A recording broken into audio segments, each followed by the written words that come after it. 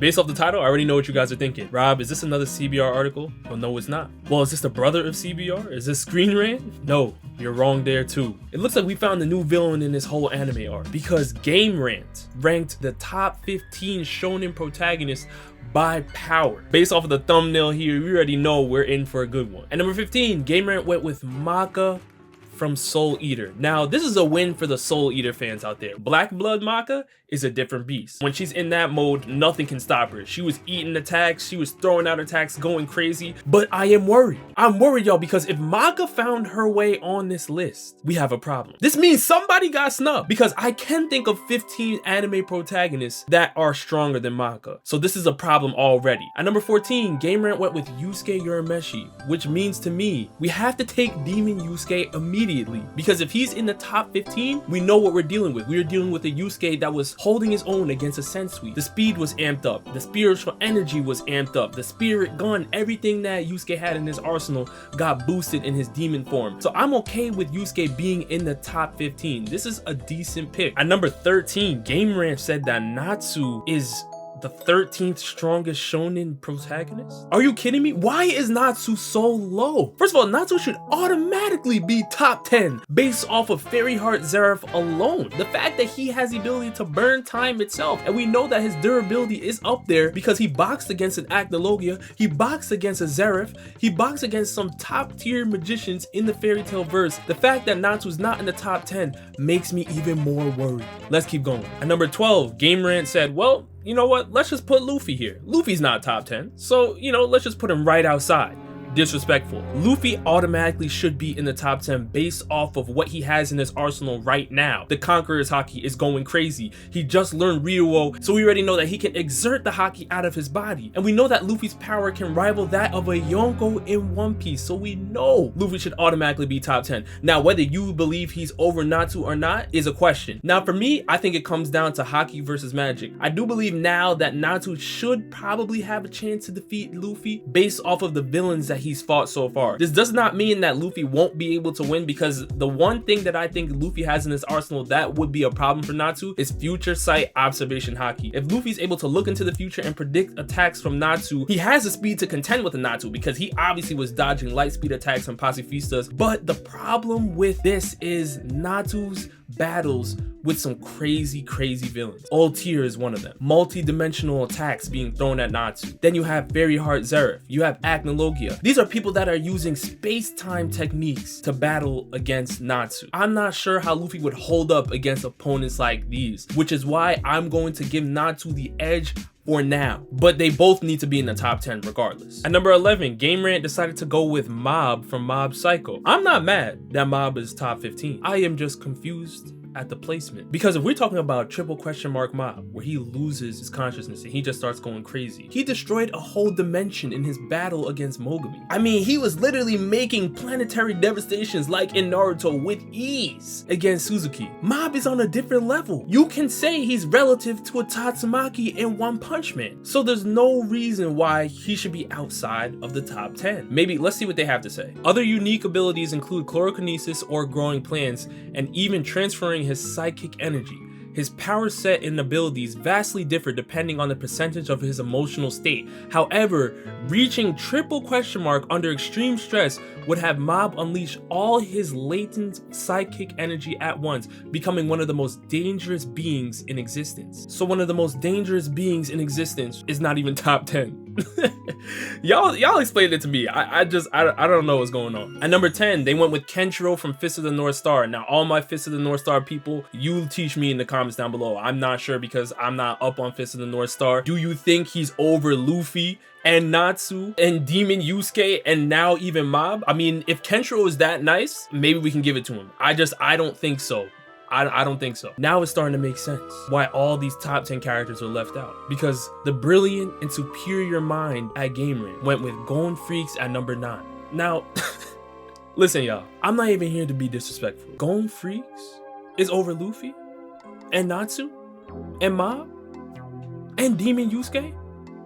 Come on, you can take adult Gong, you can fuse him with Killua. As a matter of fact, you can get Jing Freaks, you can bring in his father. I don't care about any of that. We already know that a lot of the people that were left out of the top 10 deserve this number 9 spot. How is Gong here? Adult Gong, if you want to say he's top 15, should be in the lower bracket of the top 15, and that's no disrespect to Gong because we already know that he's a beast. But what type of enhancing ability did GAMERANT see that I have not seen? But his battle against Pito means that he can rival that of an ulquiorra. He can pull up on Suzuki. He can box with Kaido. Is that what adult Gong could do based off what he did with Pito? You see what I'm saying? It just doesn't make sense. Oh, and would you look at that? Another crazy pick. Eren Jaeger is at number 8. Just like Gong shouldn't be in the top 10, Eren is definitely not in the top 10. You could bring up, oh, he has the attack titan, he has a founder titan, he has a warhammer titan, 2 claps. What is he doing with a lot of the people that were left out of the top 15?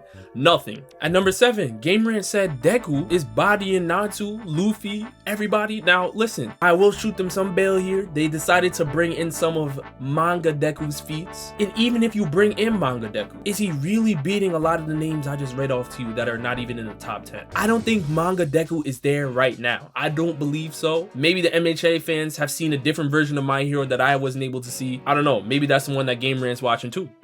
At number 6, GAMERANT said that Naruto is barely even above a Manga Deku. They said Deku is right underneath a Naruto. This is what I'm getting from the article so far, I guess. So let's see why they have Naruto barely above a Manga Deku. With his Sage Mode, Naruto can use nature itself to provide him with energy. And as a vessel of the Nine-Tailed Fox, one of the most powerful chakra beasts in existence, Naruto can devastate entire armies with various chakra cloak modes. So you see what's going on here, y'all. Naruto from Boruto was not being used here. So if everybody in the comments is wondering where the hell is Barry on Naruto, he's not here. They didn't count him. But even if you don't count that version of Naruto, Deku is right underneath him? In what world? This article placement just must be RNG. They must have just clicked random names and just threw whatever in there because I don't see how the ranked by power part is making any sense. Hold the phone, I may have spoken too soon. GAMERANT said that Melios is top 5 and I'm loving it. Top 5 Melios, let's go. I'm okay with this for the simple fact that Melios has boxed against chaos. Now we already know that chaos is not anything like magic. It transcends the power of magic. It warps reality. It warps space-time. This power system in 7 Deadly Sins is beyond anything that anybody in the 7 Deadly Sins universe has faced before. It even transcends the Demon King and the supreme deity of the Goddess clan. These are things that I'm not sure a lot of the people underneath Melios can battle against. Melios, we already know that he's been using abilities like Trillion Dark against the Demon King, a technique that's so wild that even the Demon King with the power of the ruler, which means that he can reflect anything, it still did not work against Melios because Melios is a beast. Now I know a lot of the Naruto fans believe that Naruto is over Melios, but there's also a lot of 7 Deadly Sins fans that agree that Melios should be over Naruto. Not by a lot, but I think he does have it. Oh yeah, this is the energy we need. At number 4, GAMERANT said Bleach is back, baby. Bleach is back in 2022. Let's get it. We already know we have to go with Ichigo. Of course we're going with Ichigo. Now I'm gonna chill here because they did go with manga Ichigo's powers. I'm not even all up on manga Ichigo's powers just yet, so I already know that I'm gonna leave this off. Based on what I've heard so far, I'm okay with this. Ichigo is one of the strongest shonen protagonists of all time, hands down, automatically a top 5 shonen protagonist. Listen y'all, Kanye West once said it all falls down. Goku is at 3. As you can see here in the thumbnail, it looks like there's a picture of mastered Ultra Instinct Goku. So they already know. And still, he's not good enough to be number 1 or even number 2. Now, based off of the many popular debates in the anime communities, I already know who the remaining 2 are. I just don't know how they're gonna rank them, but let's go for it. And to no surprise at all, GAMERANT said that Saitama would body a mastered Ultra Instinct Goku. Now, for the people that have been watching Showdown for a long time, you already know what I'm gonna say. But in case you are a newer viewer, I'm going to reiterate my point. Saitama has not shown us any Master Ultra Instinct Goku level feats in One Punch Man. Anime or manga, I'm not giving it to him. The One Punch gag is not doing it for me because what he does in his verse would not translate to the Dragon Ball Z verse. Because we know if Goku went into One Punch Man, a lot of the dragon level threats that are, oh my god, in One Punch Man, Goku would body them. But would Saitama go into the Torment power and just start one punching everybody? Now, I have heard some of the manga feats of Saitama so far. So I already know he's going crazy. I just don't know if it's Goku level crazy. I don't know if it's Master Ultra Instinct Goku level crazy. He's not there yet though. Goku should definitely be above him. This is blasphemy. And I basically could have guessed this blindfolded. But of course they went with Giorno Giovanna at number 1. This is Gold Experience Requiem. They should just put Gur at number 1 because we already know that's what they're referring to. Now here's the thing with the revert to zero technique and the stance. I've heard the opinions of the JoJo community over the years, and I've heard the opinions of the Dragon Ball fandom over the years. This conversation is actually a lot more complicated than it's made to be. Now we're gonna get a little analytical here, but it comes down to the dimensions. We know that certain characters have certain power levels and abilities that can put their powers on a higher dimensional plane. This is what changes the game for a Gold Experience Requiem versus a Master Ultra Instinct Goku. Because in the Dragon Ball verse, Goku has been stated to be able to destroy constructs of higher dimensions. He's been able to box in different locations of different dimensions like the other world and King Kai's planet. So according to the Dragon Ball fandom, this is what makes Goku a higher dimensional fighter. Now, Gur is an ability that is of higher dimension as well. We already know that it's able to loop your deaths back and forth. It can revert your abilities to 0. But is it reaching the levels of what Goku has been able to reach? If your techniques are of a higher dimensional plane, the person that is on the lower dimensional plane, they won't be able to perceive your techniques. Now listen, if you were part of the JoJo community and you have something to refute that point, put it down in the comment section below, because I actually want to see. I'm trying to learn more because that debate is actually really tough. But I personally believe that Goku should at least be number 2. I have him at number 1 personally, but at the very least he should be number 2. Now I already know that you guys are thinking, well Rob, yeah, this is a bad article, let's just talk about how bad this article is. But I'm not even gonna go there. The rankings were all skewed. We know that a lot of people that were outside of the top 10 should have been in the top 10. But my main problem with this article is that there was no mention of Asta. There was no mention of Shinra. How many other anime protagonists were completely blown off of this list? No mention of Suna from Hitman Reborn. All of these characters, not even a thought. I'm confused at how these characters were just left off. It's crazy to me. Deku made it, but Asta didn't? I don't care if it's Manga Deku. Is he bodying Asta? If you go off Manga Asta?